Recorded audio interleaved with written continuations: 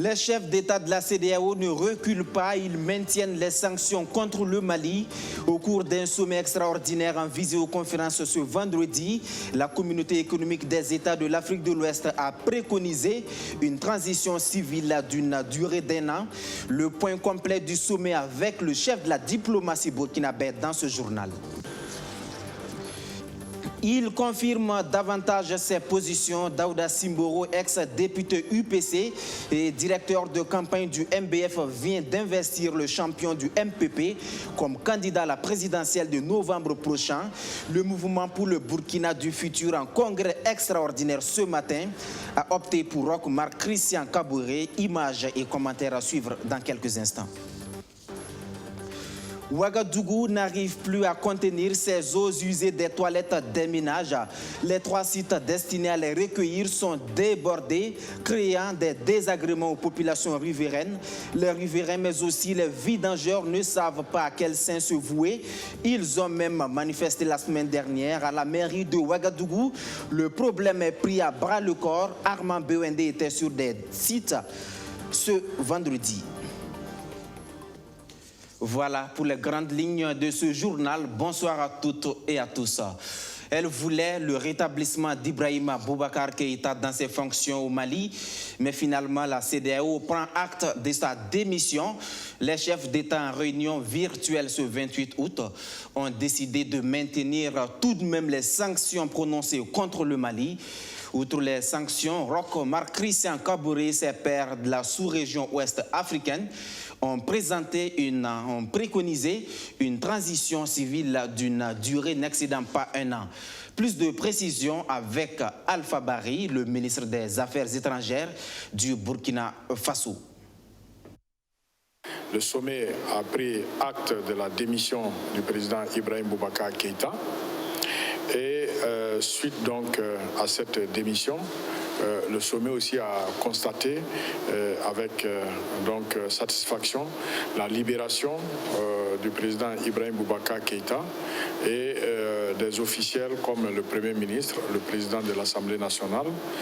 Et le sommet a préconisé la mise en place d'une transition civile, une transition dirigée par un président de transition qui serait civil, un premier ministre qui serait civil, un gouvernement qui va s'occuper des défis du Mali et particulièrement de l'organisation des élections législatives et présidentielles. Et le sommet a également décidé de la mise en place d'un groupe de contact international qui va être présidé par le médiateur, le président Goodluck Jonathan. Donc voilà à peu près quelques décisions. Maintenant, je sais qu'il y a une question qui est importante que vous attendez, à savoir la question relative aux sanctions. Le sommet a décidé du maintien des sanctions. Celles-ci vont être levées progressivement en fonction de l'évolution des discussions, des consultations, des négociations avec la partie malienne, notamment le Comité national de salut du peuple. Et il faut dire également que pour la mise en place des structures de transition, le sommet préconise qu'il y ait des consultations assez larges avec la classe politique, avec la Cour constitutionnelle, avec les organisations de la société civile et avec les principaux acteurs, en tout cas, au Mali, afin d'avoir un consensus assez pertinent pour conduire la transition. Ça aussi, c'est important de le souligner. La durée de la transition pour les chefs d'État de la CEDEAO, c'est 12 mois, c'est 1 an. Donc, voilà, c'est cette durée qui a été préconisée par les chefs d'État. La CEDEAO sanctionne, l'OIF suspend, le Mali toujours dans le collimateur des institutions internationales. La dernière à agir, c'est l'Union européenne. Les 27 pays de l'Europe se sont réunis à Berlin ce mercredi. Ils ont décidé de suspendre temporairement leur mission civile et militaire au Mali. La crise malienne au cœur de la réunion des 27 ministres de la Défense européens réunis à Berlin ce mercredi. Lors d'un point presse avec la ministre allemande, le chef de la diplomatie européenne a expliqué la décision de l'Union de suspendre temporairement ses missions civiles et militaires au Mali après le coup d'État qui a évincé le président Ibeka. Nous n'entraînons pas les armées à être des putschistes. Aucun des 4 plus importants leaders de ce mouvement militaire contre le président Ibrahim Boubacar Keïta n'a été formé par notre mission. Ils ont été entraînés en Russie ou aux États-Unis. Selon un responsable, les missions de formation de l'armée et de la police malienne ont été gelées car elles étaient conçues pour soutenir les autorités nationales légitimes. Le coup d'État militaire qui a abouti il y a quelques jours à la démission du président Ibeka a été condamné par l'Union africaine, la CEDEAO et l'Organisation internationale de la francophonie.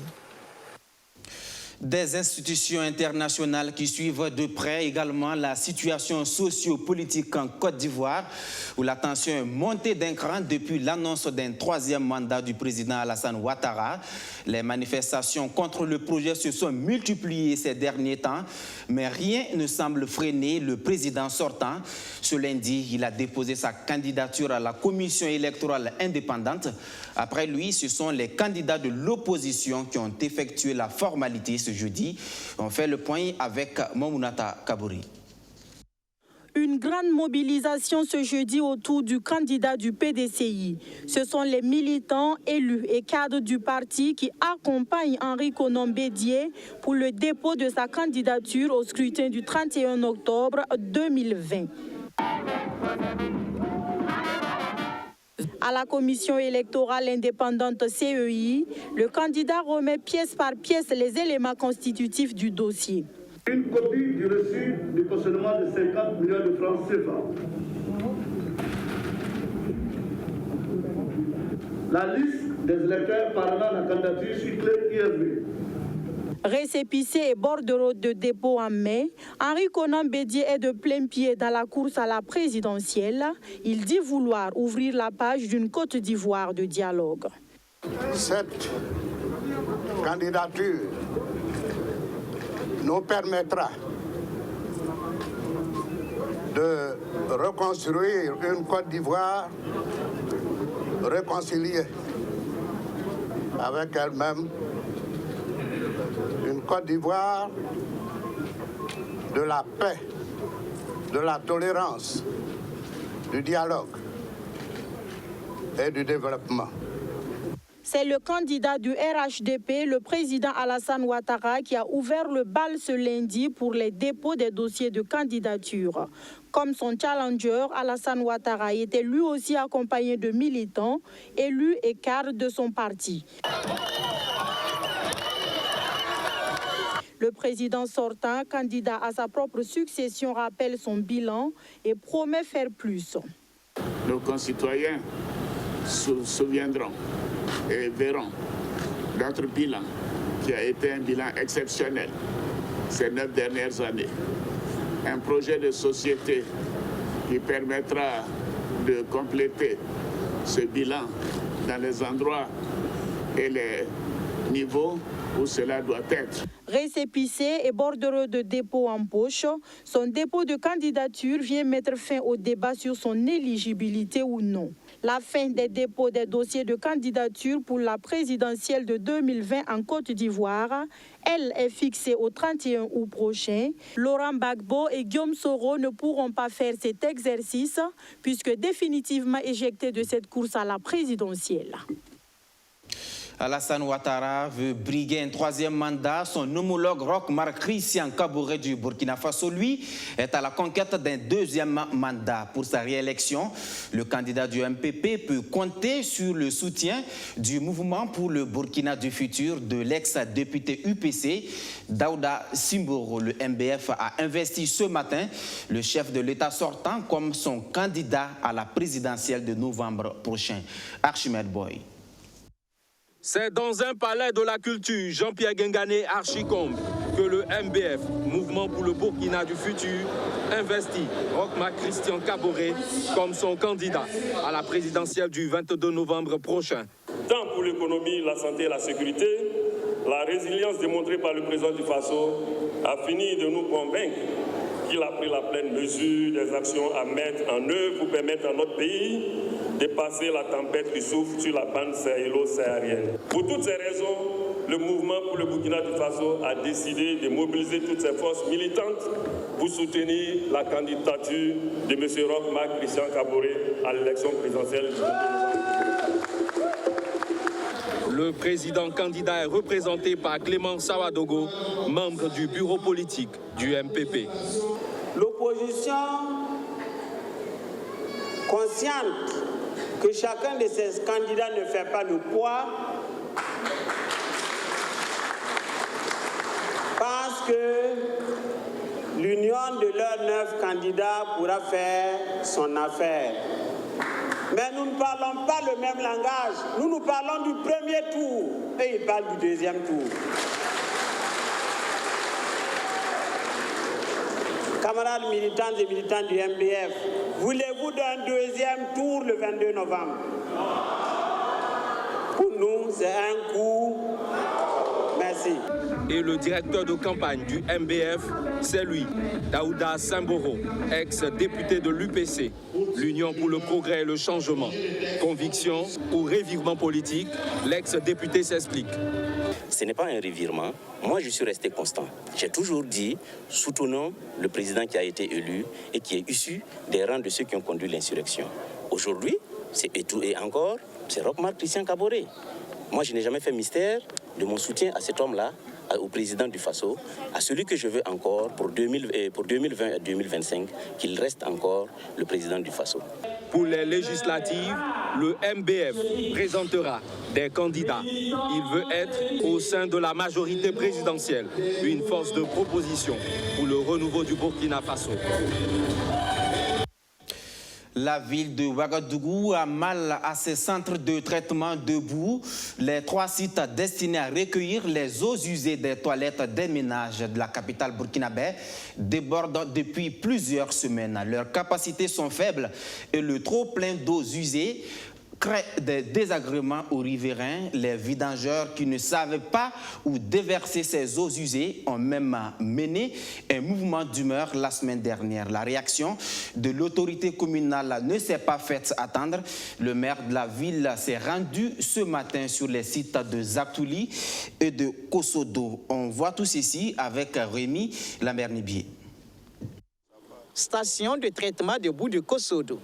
Les camions vidangeurs sont en file d'attente. Il faut attendre son tour pour déverser son contenu dans des bassins qui débordent déjà. Même constat à la station de Zaktouli, l'une des 3 stations de traitement de boue de la capitale. Nous avons un problème de capacité. Et nos stations reçoivent plus qu'il en faut. Par exemple, cette station que vous voyez, elle est dimensionnée juste pour 125 mètres cubes de boue par jour. Mais on en reçoit 600. Vous voyez déjà.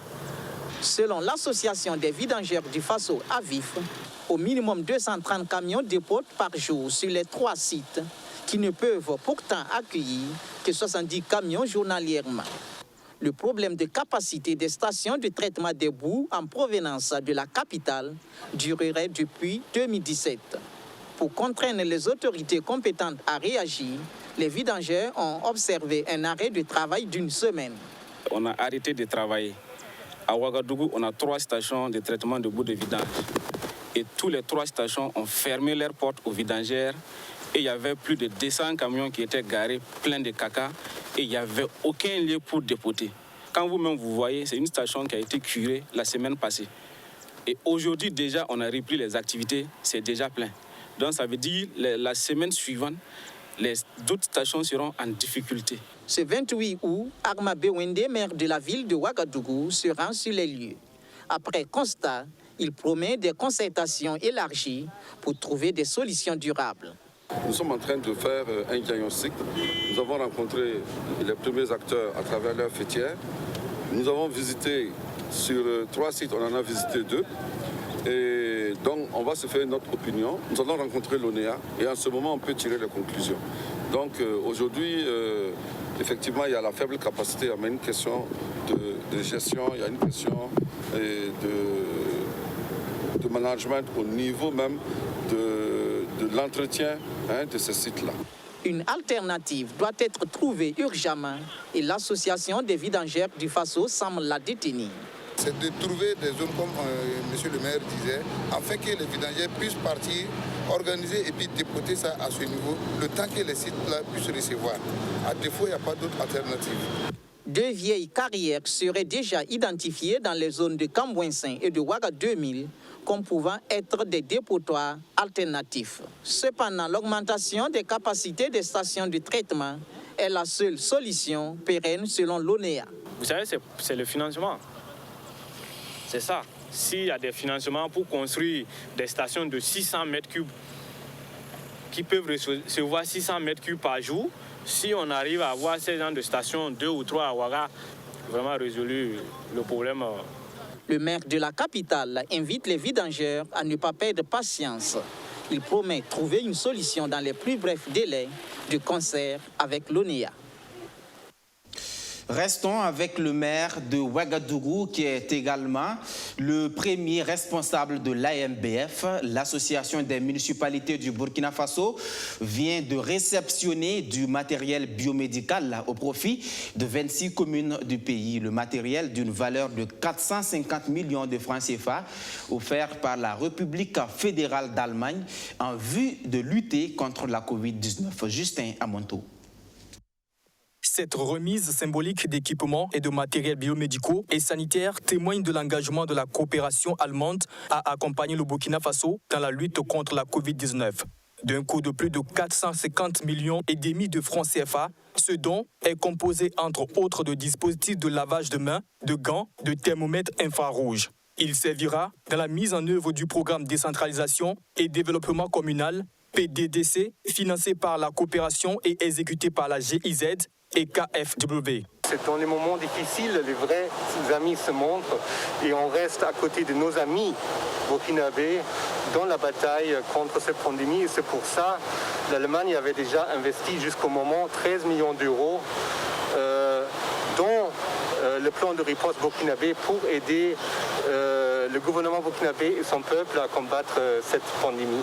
Sont bénéficiaires 26 communes issues des régions de l'Est, du centre-Est, du sud-ouest, en plus du centre-nord, une zone à forte concentration de personnes déplacées internes. Nous saisissons en tout cas l'occasion pour dire merci, grand merci au nom du gouvernement à ses partenaires qui n'a cessé en tout cas de nous accompagner depuis le début de la Covid-19.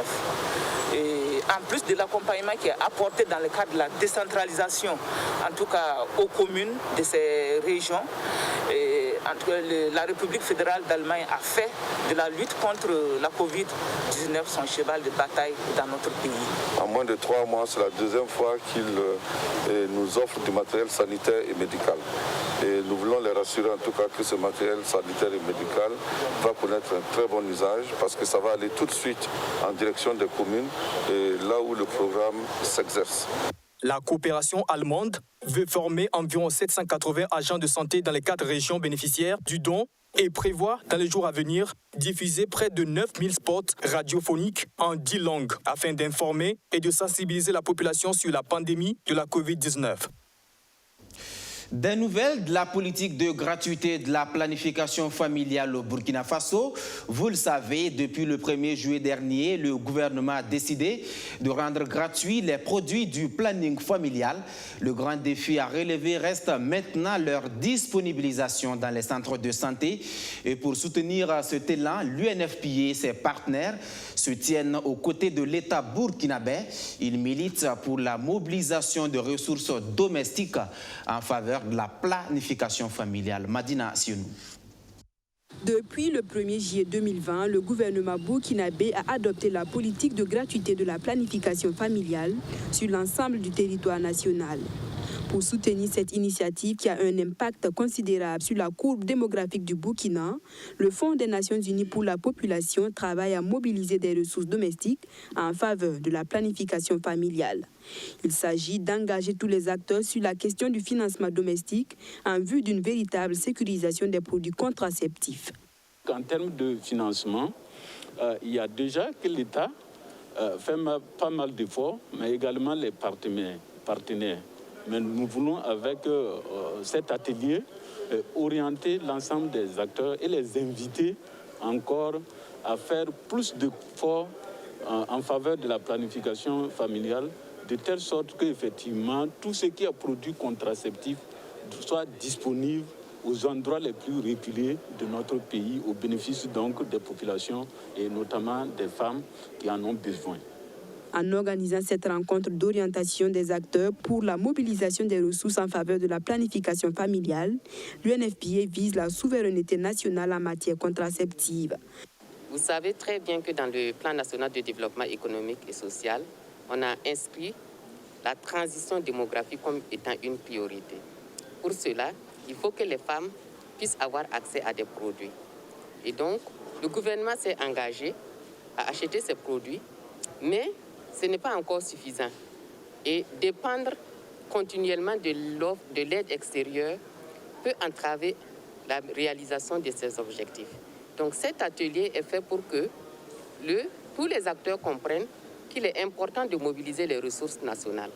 Et pour encourager cela, l'UNFPA a une convention avec la Fondation Bill et Melinda Gates qui dit que chaque dollar supplémentaire que le gouvernement et les acteurs nationaux mettent pour la planification familiale, sur ce dollar-là, la Fondation met 2 dollars.